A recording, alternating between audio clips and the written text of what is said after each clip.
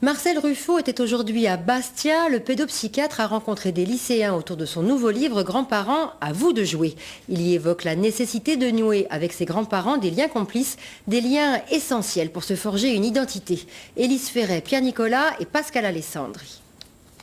À l'entrée de cette école bastiaise, 3 générations se confondent et les grands-parents ont pour leurs petits-enfants des attentions qu'ils se découvrent. De l'amour fou, tout simplement, c'est multiplié par 10 au minimum. C'est extraordinaire. Un petit enfant, on revit notre jeunesse, mais sans les contraintes du métro, boulot, dodo. C'est-à-dire qu'on ne se consacre qu'à notre petit-fils. Je prends l'exemple de mon père. Mon père ne m'a jamais pris dans ses bras, alors qu'avec ma fille, c'est une histoire d'amour. Les grands-parents aujourd'hui ne sont pas des baby-sitters d'appoint. Souvent jeunes dans leur tête, ils partagent avec leurs petits-enfants les sorties, les jeux et certains secrets. Est-ce que tu dis des secrets à tes grands-parents que tu dis pas à tes parents? Oui. Quels secrets?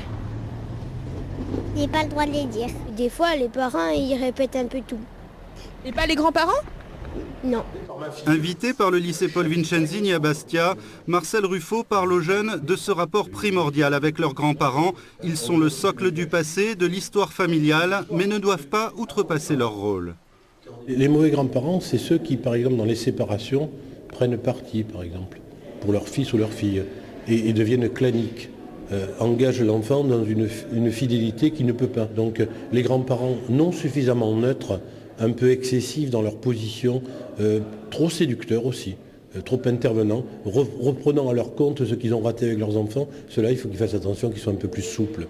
Et parmi les valeurs que les grands-parents doivent en revanche inculquer aux enfants, Marcel Ruffo place en premier la politesse.